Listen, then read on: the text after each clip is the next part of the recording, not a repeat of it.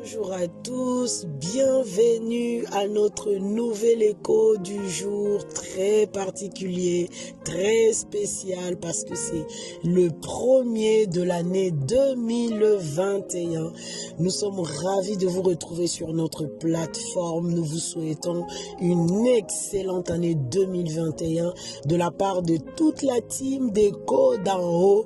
Nous vous souhaitons des relations remplies, réussies, impactantes, de relations harmonieuses, de relations épanouissantes qui va vous amener vraiment à des dimensions d'Éden sur la terre. Et oui, c'est possible dans le nom de Jésus. En tout cas, merci encore à toutes et à tous pour votre présence, votre fidélité, vos encouragements, vos prières. Merci encore pour cette année 2021. Par la grâce de Dieu, nous croyons qu'il va encore nous amener beaucoup plus loin, à prendre des territoires que nous n'avons pas pu avoir en 2020 et les autres années. Nous continuons la conquête et par la puissance du Saint-Esprit, nous croyons que nous allons bâtir de relations réussies et harmonieuses. Aujourd'hui, notre sujet du jour, c'est une question. Je pense que c'est un monsieur qui pose la question, qui demande, lui, il veut faire directement un cheminement avec la sœur qu'il a rencontrée, mais elle veut juste une relation normale, calme. Bon, voilà. Qu'est-ce qu'on fait? Alors, je ne sais pas, il y a quelques jours, on a posté, Écho d'en haut a posté un post en disant aux messieurs, lorsque vous rencontrez votre perle rare, ne vous précipitez pas tout de suite de lui dire vos intentions. Ne vous précipitez pas. Pourquoi? Parce que votre perle rare risque d'être effrayée parce que, oulala, tu marchais tranquillement dans ta vie et puis du jour au lendemain, quelqu'un débarque devant toi, je vais t'amener à l'hôtel pour te marier. Ouh là là, ça fait peur ça. Bah attends, qui tu es au fait? Je te connais pas, je sais pas qu'est-ce que tu aimes, qu'est-ce que tu n'aimes pas. Mais attends, comment tu vas? Non, c'est pas possible. Il peut prendre peur. Donc, alors derrière cette question en fait, nous comprenons tout à fait que là, on peut déterminer que les hommes ne sont pas du tout les femmes. Là, nous pouvons déterminer que nous sommes tellement différents. D'aucuns diraient dans le monde, les hommes viennent de Mars, les femmes viennent de Vénus. Mais bon, c'est pas notre propos ici. Nous comprenons tout simplement que Dieu a voulu mettre les esprits humains qu'il a créés dans deux différents vases, vase homme, vase femme. Pourquoi? Parce que il va leur donner une forme spécifique. Et cette forme-là va leur conférer à chacun une personnalité, un fonctionnement, une façon d'être ou de faire différent. Mais le tout, c'est pour servir dans l'ensemble, pour créer une harmonie, pour être complémentaire. Ça, c'est la volonté de Dieu. Maintenant, dans la manière de fonctionner, c'est pas parce qu'on est différent, différent l'un et l'autre que nous ne pouvons pas trouver un terrain d'attente. Au contraire, souvenez-vous, on a fait une publication ici en disant cette différence que Dieu a voulu de l'homme et de la femme, ça équivaut à un repas. Dans un repas, on parle d'un repas, mais dans le repas, il y a plusieurs aliments. On trouve des féculents pour te donner du sucre, on trouve des légumes pour permettre la digestion de bien se faire, et puis on retrouve les protéines pour que tes cellules puissent avoir des bons ingrédients pour bien fonctionner. Mais tous ces éléments-là, féculents, viande, donc protéines et légumes, ça sert à un repas. Et on dit bien, pour avoir un repas équilibré, il faut bien avoir les trois éléments. Donc la différence homme-femme, c'est exactement la même chose. Nous sommes différents Parce que lorsque chacun apporte sa différence sur la balance, on trouve l'équilibre du fonctionnement. Donc c'est juste une richesse.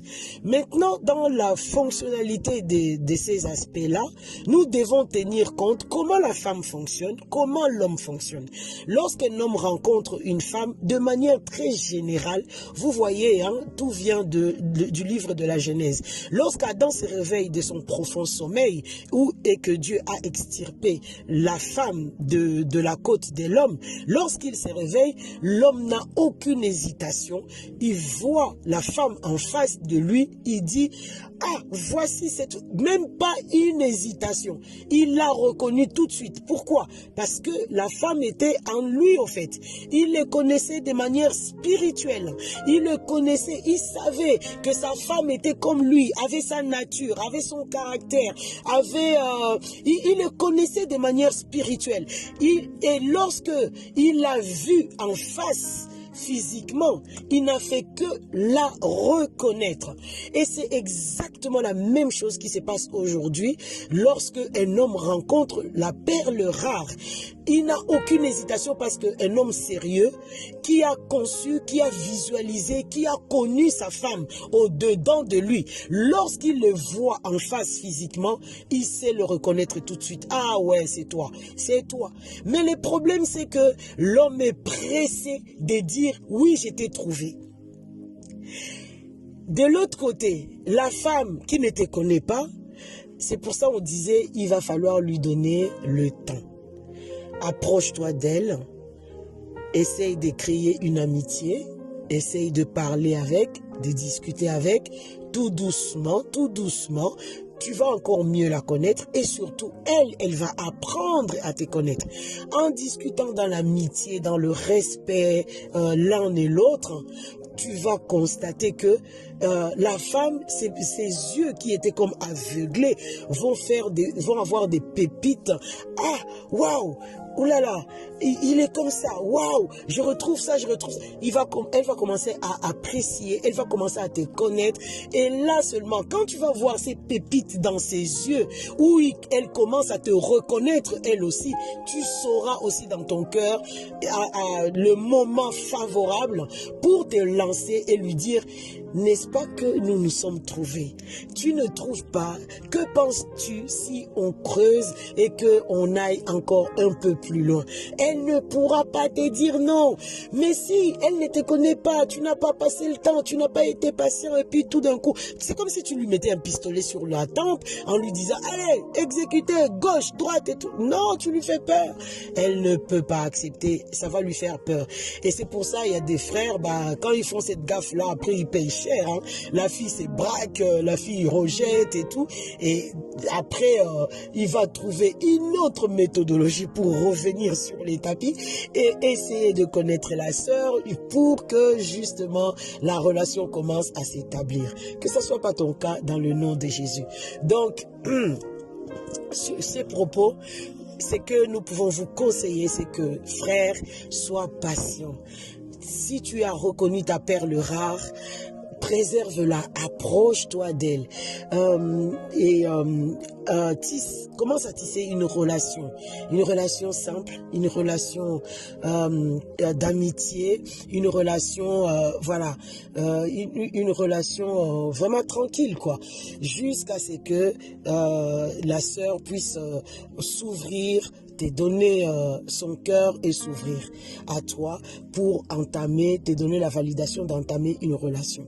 Vraiment, notre prière pour toi est que, pour toi en tout cas, qui est encore en train de rechercher, lorsque tu trouveras ta perle rare ou lorsque tu l'as déjà trouvée, que le Seigneur puisse t'accorder la grâce, l'intelligence et la sagesse de pouvoir aborder cette sœur avec beaucoup de tact et de délicatesse dans le nom de Jésus. Tu as cette capacité-là, c'est au-dedans de toi. Que le Seigneur t'accorde la grâce de pouvoir entamer cette relation, mais vraiment selon la pensée de Dieu, sans effrayer, sans imposer, sans lui manquer de respect, mais vraiment que tu puisses arriver à gagner son cœur comme un véritable prince dans le nom de Jésus. Que vraiment la sagesse d'en haut vous soit communiquée, vous qui n'êtes pas encore mariés et qui qui êtes à cette étape-là, dans le nom de Jésus, nos prières vous accompagnent et que vraiment le Seigneur puisse se révéler à vous pas à pas dans la construction de cette relation. Dans le nom de Jésus, nous avons prié pour vous. Amen.